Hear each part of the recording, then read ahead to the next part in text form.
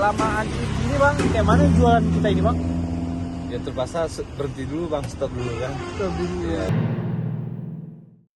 Saudaraku, krisis bahan bakar minyak atau BBM, baik itu subsidi maupun non-subsidi, terus terjadi di wilayah Kabupaten Aceh Tengah.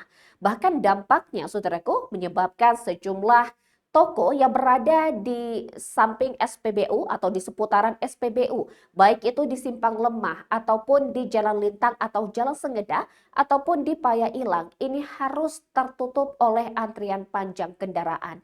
Dan tidak sedikit pedagang yang juga mengeluhkan akibat pemasukan mereka atau omset mereka drop akibat adanya antrian panjang yang terjadi sejak pagi bahkan hingga sore dan malam hari. Berikut informasi selengkapnya untuk Anda.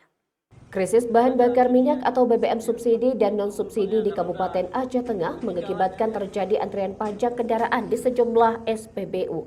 Pantauan Tribun Gayo, antrian panjang kendaraan terjadi hingga ratusan meter, mulai dari SPBU Kemili atau Simpang Lemah sampai Simpang 4 Bebesan atau halaman kantor PLN.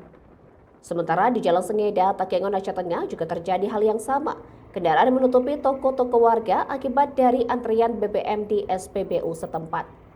Kemudian di jalan-jalan Yosudarso, para pemilik kendaraan juga melakukan antrian BBM hingga menutupi toko-toko warga. Namun tidak terlihat ada pengaman dari petugas untuk mengurai kemacetan kendaraan akibat antrian BBM di 3 lokasi SPBU di Aceh Tengah tersebut. Dampak dari krisis BBM ini, sejumlah pedagang mulai dari UMKM dan toko-toko lainnya mengeluhkan pendapatan ekonomi mereka terganggu dengan adanya kendaraan yang terparkir di halaman usaha mereka. Rizkan, salah satu pedagang yang terdampak, menyampaikan usahanya drop akibat kendaraan yang terparkir mulai sejak pagi bahkan hingga sore hari. Para pedagang berharap pemilik SPBU mempunyai niat yang baik terhadap pelaku usaha lainnya yang terdampak akibat antrian panjang tersebut.